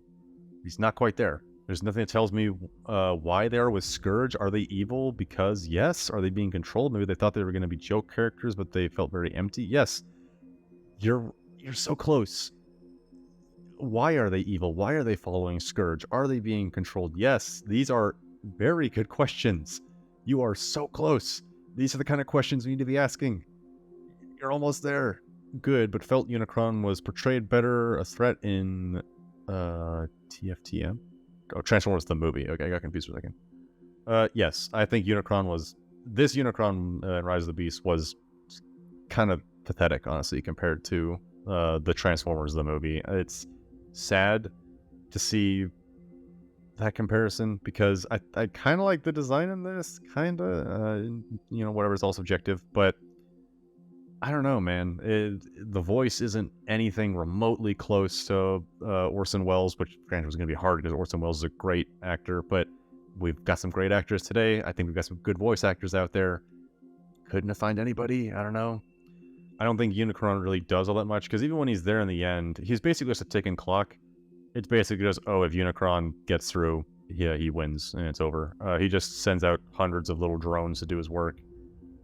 He's not really that intimidating or overbearing of a threat. He's just he's a plot element, basically, of, if they activate the bridge, Unicron comes and kills everybody. That's all he is. It's all he's got going for him. He's not that interesting. He doesn't have much depth to him. He's just evil bad guy who wants to eat planets. They describe him as a god a couple times. That'd be cool, don't you think, to explore that mythos of maybe Scourge and the other Terracons are following him because he is a deity that people worship and follow and respect, some evil, vengeful god that's primordial and travels across space, devouring planets. Like, you could have done so much. They set something up, and they just don't do anything with it. That's a shame. He ends it. Missed opportunity. It is a missed opportunity. I'll give it a 3 out of 5, this guy says. Terracons were nice, but they didn't put up a fight in the final act. Yes. Why? I don't know. They just decided they couldn't anymore. Scourge shouldn't have been killed in the first film. Well, this isn't the first. This is the second. That Bumblebee still exists.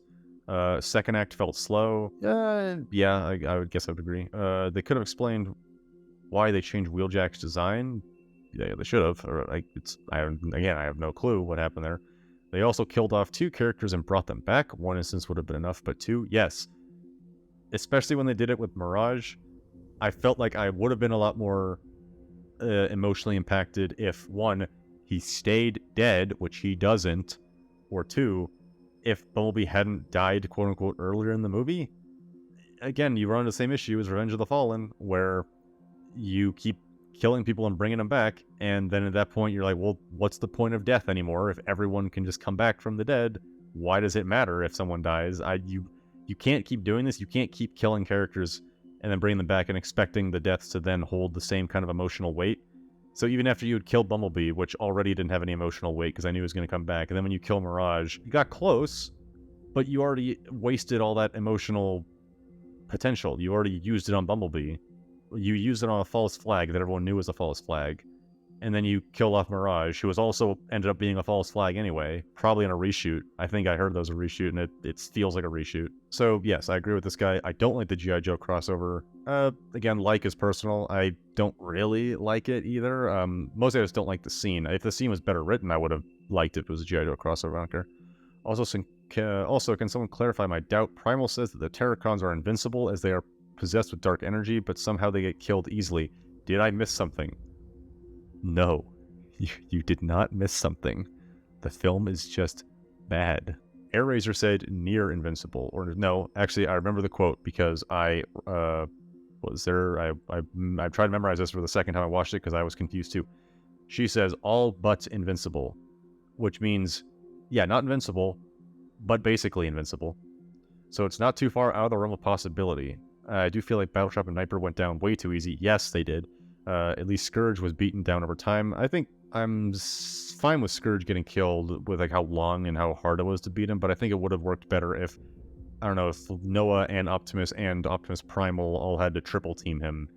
Because again, earlier in the movie, we saw Optimus lose to Scourge, and then later on, you see Scourge get beaten by Optimus, and Noah's kind of there and like stabs him in the back of the leg, and I guess that's enough to win the fight, I guess. I don't know. I felt like you needed to do more to convince me that these all but invincible people could be beaten by the same people they've beaten 5 times throughout the story before.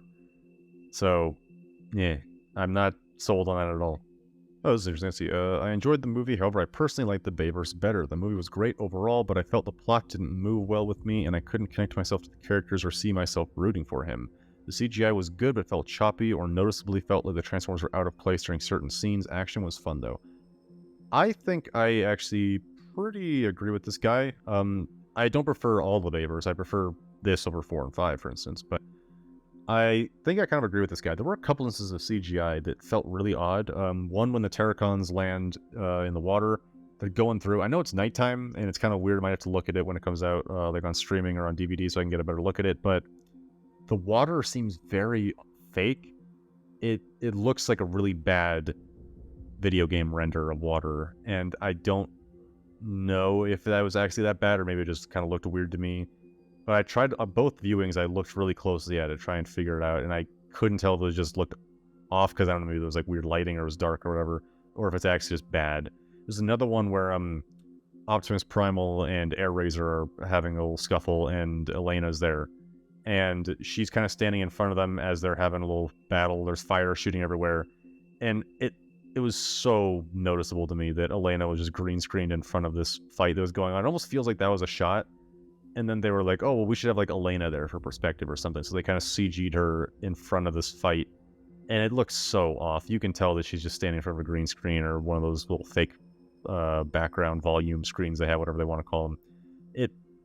No. There were a couple of instances like that where it was really off. Overall, the CGI was fairly good. I don't know if it was better than like even the 2000, like, I was about to say if it's better than 2007 movie. I don't know. I have to think about that. 2007 movies got really good CGI though. It's gonna be hard to beat that, honestly. Oh right. He says it was mainly when Noah had Mirage's armor. Yes, that looks awful. His face is so poorly grafted into it. It reminds me of what's it like Mark Ruffalo in the Hulkbuster suit in Infinity War. Infinity War's got some really good CGI, but that one shot Mark Ruffalo in the suit. That's really bad. That's what it feels like when Noah's in the armor here with Mirage, where you can tell that his face is just kind of put into the CGI fake suit, basically. And there's some scenes where you can kind of get away with it, but I think it just kind of looks ridiculous. I would have preferred it if he didn't get a suit of... I would have preferred if he didn't get a suit of armor. I think it's an odd choice. I don't hate it, but not the choice I would have taken with it. And I think that it kind of starts to push you into goofy territory. I think it looks weird. I don't understand how all of Mirage can condense down into one suit of armor for a human. Like, I don't get where all of his other parts went. I don't get how Mirage is able to be reconstructed after being turned into armor. I don't get how any of this works. I don't get why he can do that. I don't know why they needed to make Noah a mini Cybertronian, essentially. I don't understand. I know it's calling back to the G1 movie, but that doesn't mean that it's good. I think there's more of an explanation for in the G1 movie, where it's a spacesuit that had already been developed and was already an existing piece of tech in the universe that other people had been using and wearing and had been established. But in this movie, suddenly he just gets some armor with guns and everything. He knows how to perfectly use it, and that's a little goofy for me. That's kind of, you're pushing the boundary. My suspension of disbelief's already getting pushed, and that's really pushing it off the edge there. This guy says mediocre, but at least better than the Bayformers Abominations. Bumblebee is still the best. I agree with this end part. Mediocre. Yeah, like, mediocre is probably the best way to describe it. What can I say? It's a very generic movie that does a lot of its things poorly. So if a generic is 5 out of 10, I don't know, move it down to like a 4 out of 10, probably. And again, I don't like numbers, so that 4 has probably got like 4 different caveats and asterisks and everything attached to it. But there's this one guy replied to that saying the E.T. Iron Giant ripoff, referring to Bumblebee, and he got 4 downvotes on that. So I guess people like Bumblebee. That's good to hear. Better than the majority of the Bay films, sans the first one. Plot was average. Not enough of the Maximals and Unicron shouldn't have been brought in this early. IMO. I mostly agree with this, yeah. Better than the majority of the Bay films, sans the first one. That's probably true, honestly. Excluding the first one, it's probably on par with all the other ones, if we're being completely honest here. Especially 4 and 5. Plot was average, not enough of the Maximals, yeah. It was fun, probably the most fun of all the Transformers movies. It may not be perfect to the more in-depth fans. I guess I'm considered an in-depth fan. I don't know if he means people who look at movies in depth or if he means people who know Transformers a lot, but may not be perfect is yeah, you could put it that way. It's not perfect. There's a lot more issues than that. I thought it was okay. It was entertaining, summer movie fun. Yeah, see, this little sentiment right here is exactly the problem. This is all Transformers has come down to. It's just been reduced to, it was entertaining, summer movie fun. It can be so much better than that. It has the potential. We've seen good Transformers stuff. Transformers Prime has some really good stuff in there. The comics have some really good stuff in there. Even the G1 movie, it's not the most in-depth movie in the world, but it's still got a lot more charm and heart to it than anything that's come after it. Like, the potential is there to be more than just an entertaining summer blockbuster. We can do so much more. But this is all we're going to get. We're only going to keep getting these movies because this is what people like. This is what people watch. This is what everyone on Reddit gushes over. Everyone says, oh, it's so much better than the Bay movies, when it's not. It's kind of the same, honestly. It's the same, just with a different director. So the story and the writing, everything's the same. It's just less shots of Megan Fox and less explosions. Yeah, it's not a huge change, if we're being honest. I think I've rambled on long enough for this. I'll see how long this ends up being cut down to after I do a little bit of snipping here and there. But I'm just hoping to maybe start this conversation, get some other people thinking about this, and put this out there that Transformers is not good. I like it. I love it. It is my favorite franchise. Not good. Writing is not good. Characters are not good. Movies are not good. TV shows, for the most part, are not good. We're getting a lot of not good stuff here, guys. We can do better.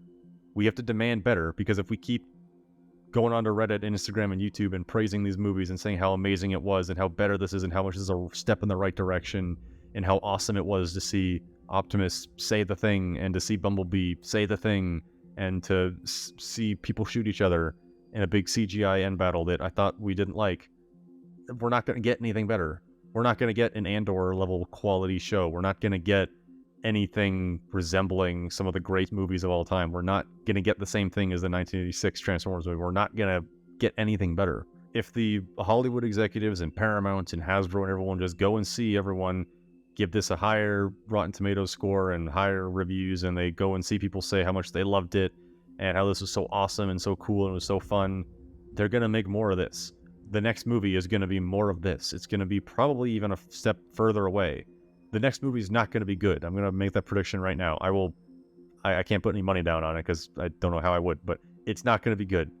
It's going to be bad. It's probably going to be worse than Rise of the Beast. It's going to keep going back in the other direction. It's going to keep regressing away from what Bumblebee was kind of getting towards.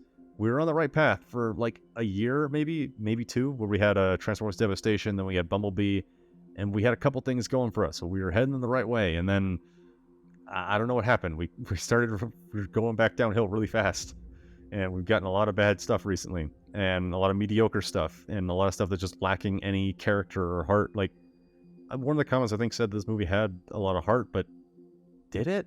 Did it really have a lot of heart to it? I felt that this was very bland. I didn't feel that this was a Transformers movie. I know they say, oh yeah, until all are one a few times, but that seems so stapled on. It seems as though halfway through production, they thought, oh yeah, like this is a Transformers movie. We gotta put in Transformers stuff. Have Optimus say, till all are one.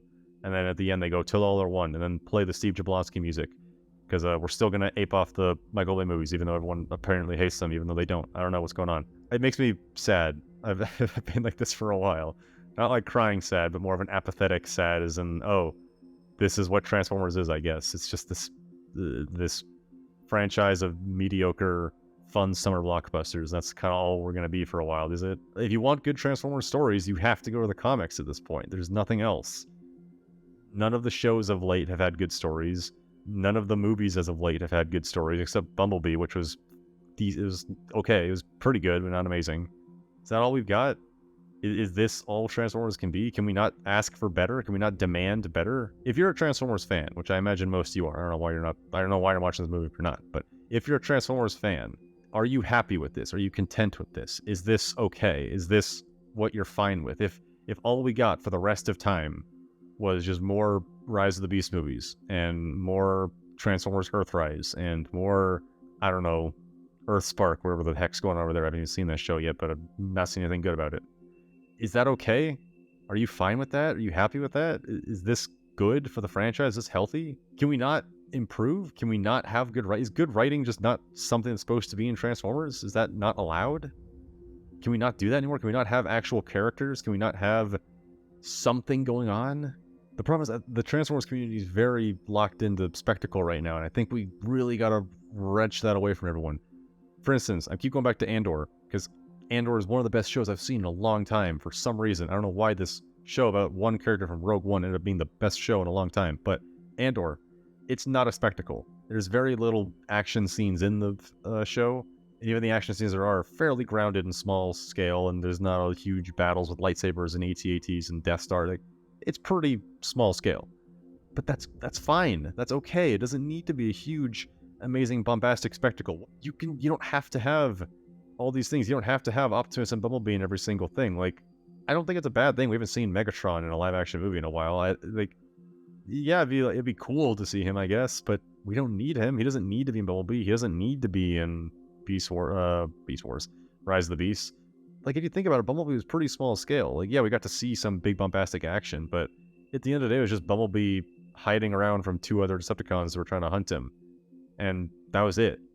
It was fairly small scale. I think that there's a lot more we can do with this franchise. I think that we're stuck telling the same story over and over and over. And I think that some shows and some things are edging at the right thing. I think that, Cyberverse was kind of going the right way, where they had some pre-war stuff and some character things going on. And I think that Siege and Earthrise and Kingdom, those shows, they had something going on. Siege was the closest, then kind of burned after that. But Siege they were on the right path. And Bumblebee was on the right path. And we had all these things that were almost there. It was that, like, 2017, 18, 19 we had this period where everything was kind of starting to go the right way. And then, I don't know what happened. It all fell apart. Now we're back here. We're back with the same kind of stuff we had before. We're back with characters that have 2 lines of dialogue and don't do anything. We're back to people gushing over just key jangling in trailers, and we're back to action spectacle, no real substance to anything going on. G.I. Joe crossovers and explosions and big battles with hundreds of CGI guys and Unicron coming in and Scourge is going to be connected to somebody. We don't need this. What we need is just good writing. It's really that simple. I know this might sound more complicated than it actually is, but at the end of the day, we just need good writing. Every franchise right now needs that. Star Wars doesn't need more connections to Luke Skywalker or more Clone Wars stuff or more Order 60. Star Wars needs right now is good writing, like Andor. What Marvel needs right now is good writing, like Phase 1. We just need good writing in general across all these franchises. But the problem with Transformers is that we haven't had good writing for a while now. We're maybe the first franchise to fall into this. Debating on, well, actually, that's a good question. What franchise did fall first? I don't know, but we're in a terrible spot with media, aren't we? Everything sucks nowadays. It's fine to enjoy these things. It's totally okay. I'm not saying you can't enjoy it. I'm not saying it's bad to enjoy it. I enjoy it. I liked Rise of the Beast. I had fun. I'd see it again. If someone wants to see it with me, I'll go see it again. I'm not going to boycott the movie. I'm not going to hate it. I'm not going to review bomb it. It's bad, but I enjoy it. It's okay if you enjoy it, but can we at least agree, even if you love the movie, can we at least agree that we deserve better? Can we agree that Transformers can be better? Can we agree that we need better? That the franchise would be better off if we just had less action, maybe less bombastic writing, or less bombastic events and world-ending disasters, and maybe just some better writing. Maybe that's not the problem. Maybe the problem isn't Michael Bay. That maybe the problem isn't explosions. Maybe the problem isn't Megan Fox and Shia LaBeouf. And maybe the problem isn't product placement. Maybe the problem isn't not having G1 designs. Maybe the problem isn't not referencing other things enough. Maybe the problem isn't not having all these interconnected stories of Scourge being Nemesis Prime or whatever. Maybe the problem is just bad writing. Maybe that's all it is. Maybe that's why Transformers is kind of a laughingstock outside of the Transformers community. Because I don't know if you guys have noticed, but people outside of the Transformers community don't know what's going on. They think that this is just bad. They think it's like Fast and Furious. Maybe we are. Maybe this is Fast and Furious at this point. It's bad. No one likes it outside of the Transformers community. Some people might go and see it just because it's fun, but it's bad. I was at work and some guys were at lunch. I overheard them talking about this movie, and one of the guys' questions was, "Oh, so did they ever answer how there were like 2 Optimus Primes? You got Optimus Prime and Optimus Prime?" And the other guy said, "No, not really. Like there's something about time." And the other guy said, "Oh, that's so weird." Like blah, blah, blah, and they were complaining about it. Or if you see anyone else talk about Transformers, they always reference it as, "Oh yeah, the franchise that, you know, sells a bunch of toys and makes a bunch of money. Stupid dumb action movie that does well in China." Is that all it is? Is that all we've got? Are we just the big dumb action franchise that makes money in China? Can we not be better than this? Is Rise of the Beast really what you want Transformers to be? Is that really the pinnacle of Transformers? Is that the best we've had to offer? Better than Bumblebee? Better than even Transformers 2007? Like, Transformers 2007 was not anything amazing. It was fine. It was a pretty standard movie. Is this better? Really? I don't want to drag on for too long, but, well, maybe I do. I don't know. Maybe this will be a 4-hour podcast, but I know Transformers can be better. I've seen better Transformers. Let's be honest. Has Transformers ever had a movie or TV show that's been on the same level as the original Star Wars trilogy? Or something like The Prestige, or Breaking Bad, or Andor, or even the games? Like, the games are fun, but have we had a game that's really good? Like, so good that people outside the franchise start playing it good? Like, yeah, Devastation was good, and War of Fall Cybertron was good. We've had some stuff here and there. Is this it? Is this all we've got? I don't know. I just feel like Transformers has so much potential that never gets realized. It barely touches on anything. The only thing that gets its full potential is Transformers figures, because there's some really amazing third-party figures. You can sell some pretty good merchandise for this franchise, but Transformers is just known as the franchise that's meant to sell toys. And if the toys are honestly the best part of this franchise, then what are we doing? Is that okay? Are we okay with that? I thought that saying Transformers was meant to sell toys was like slander. That was a bad thing. It was meant to attack the franchise, demean it. But that might be true at this point. Yeah, maybe it does just exist to sell toys at this point. I don't know. What are we doing? Sell toys and sell tickets to China? Is that all we've got? Maybe some of you are gonna be in the comments saying, "Oh, that's what Transformers always was." It's like a funny, haha. Yeah, it's always sucked. And well, yeah, it kind of always has sucked. But I love it, and I love it so much that I want it to be better. And that's why I want the best for it. This is not the best for Transformers. This is not the best movie. This is not what it needs. This is not a step in the right direction. I want it to be better. I want it to be good. And I think it could be good. It has so much going for it. The comics, I think, have some really nice stuff going on in there. I haven't even read that many, but the stuff I have read has been pretty good. And there's so many things that keep scraping the surface of really great. But we just can't get there, can we? There's that saying that was going around, I think it was like when Last Jedi and Force Awakens and Rise of Skywalker and all these things were coming out, that people said, oh, nobody hates Star Wars like Star Wars fans. And yeah, that would make sense. I guess you could call me maybe a Transformers fan that hates Transformers. Maybe you could call me that, because most of my stuff's been negative, honestly. But yeah, I do kind of hate where the franchise is going. Not because I hate Transformers, but because I really like it. I love Transformers, and I know it can do better. I'm disappointed in it. I'm not angry. I'm disappointed. You know, the common meme. The potential is there. We can do better. We have to demand better, though. We can't just expect one day for everything to suddenly become good, because if we keep clapping at this stuff, that's all we're going to get. We're just going to get more Rise of the Beast. We're going to get more of the Michael Bay movies. We're going to get more Earthrise and Siege. We're going to get more bland, schlocky 5 out of 10 generic nonsense. That's all we're going to get for the rest of the time. If this is just what we clap at. I know we can do better, and we have to demand that. Or we have to get out there and make that ourselves. Because this is a really good community. There's a lot of good people in this community. There's a lot of really talented people. Maybe we just got to make our own stuff. I don't know. Some of the best Transformer figures come from third-party companies, honestly. So maybe the way forward is just to start making good Transformers content.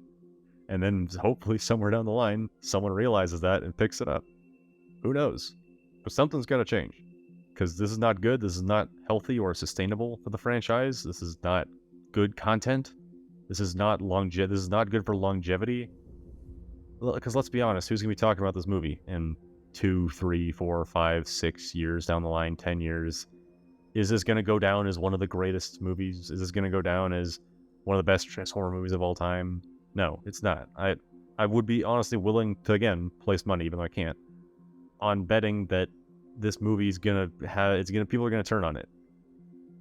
Give it 5, 10 years, people are going to look back on and be like, oh yeah, Rise of the Beast, that was kind of bland and it was kind of bad. But this new movie, oh, this is where it's at. This is so good. They fixed everything that was wrong in Rise of the Beasts. Or maybe they'll love it. Maybe they'll continue to love it. Maybe this high that everyone's riding off of will continue and it'll always be regarded as like top 2 or top 3, maybe even the best. If this is considered one of the top ones, then we've got some pretty big problems going on. Well, I've dragged on for close to 2 hours now on my recording, so we'll see how much this actually cuts down to. But that's all I've got for right now. I've got to get back to editing my Earthrise review. Honestly, this is going to be about the length of the Earthrise review, honestly, at this point, if I keep going much longer. So let's end that here. These are some thoughts. I might try and evolve this series into something maybe a little more focused. I do like this kind of off-the-cuff content, just talking about things, because it lets me put things out on a more timely schedule. I've been busy with, I had school, and then I graduated, and then I had work, and then I moved, and I have more work now, and so I've been all over the place over the last almost a year now, and so that's why there hasn't been much content. I want to put out more content. I really do appreciate all the comments I see on some of the older stuff, especially. Everyone loves those Soundwave videos. I like making them, so that's good to hear. I still see people comment on those. I see people subscribing constantly. I always get notifications before anyone subscribes, so there's a good chance I've seen your name when you've subscribed, because they'll send me a little email notification every time, and I always check my email, so I always see people subscribing, and I feel bad that I'm not able to put out more content, so maybe I can do this kind of in the meantime. I want to make it more professional, because I don't just want to sit here and rant. I do hope that this was more insightful or more valuable than me just sitting here ranting. I think that this would be a good spot to start a discussion, and I'd really like to interact with people either in the comments or through other social media sites, or I would like to get other people on here too. I'd like to talk with someone about these kinds of things to get some other perspectives. I like going through these Reddit things and other social media, Instagram posts, because I think I think there is some value to this, and I hope that people see some value to it too. And I hope that this was valuable and someone got something out of this, or hopefully I changed someone's mind or could start a discussion at least. Because I think that if we want Transformers to change, we've got to have more talks like this. We got to say that this isn't good. We got to say that this isn't peak Transformers. We got to say that we can do better. I think that this is necessary for the franchise to start changing. So I think that this, along with hopefully some of my more refined, in-depth reviews and analyses, will hopefully kind of start to shift that thing the other way. So who knows? Maybe I'm just going to be that one guy in the community who's off in the corner complaining about everything while everyone else is having a fun time. Maybe I'll be, I don't know, maybe I'll never get any traction. I was going to be off here in the corner shouting at the sky, not getting anything done. I don't know. Who knows? I have no idea what this is going to do, or maybe this won't change anything. Honestly, I'm not even trying to change anything. I'm just trying to sell this to myself. I'm trying to make this sound more important than it is. Because honestly, I just wanted to tell you guys this. I want to put something out there. I wanted to let you know what I believe is best for the Transformers franchise, and I think this is a pretty strong case. I'm going to make some more videos, like full-fledged videos about this in the future. And so I think that this is a very important discussion to talk about. I think that it's something I've wanted to say for a while. And I think Rise of the Beast has just given me the motivation and the good timing to bring this up. So hopefully something is gained from this. Hopefully this gets some people talking. Hopefully I make more stuff in the future. And hopefully my Earthrise video finishes anytime soon. But yeah, let me know what you guys thought. Reply in the comments. I'd love to get some conversations going on in the comments. If you really like this movie and you thought it was 8 out of 10 like some of these people did, comment, let me know why. And I'd love to have a little chat and maybe hopefully try and reach some common ground here. If you also hated the movie, or, well, I didn't hate the movie, but if you really didn't like the movie, thought it had some issues, let me know why. Let me know what you think didn't work. Maybe we can work some things out and discover, more problems with this and get down into the nitty-gritty of it. I'd love to have these kind of conversations, and if you're looking for more of this stuff, keep coming back. I'm hoping to put out some more, and I'll see you all whenever Earthrise review comes out. Oh my gosh, this thing is so long. Hope you all enjoyed this. Have a nice day. I'll see you all in the next one.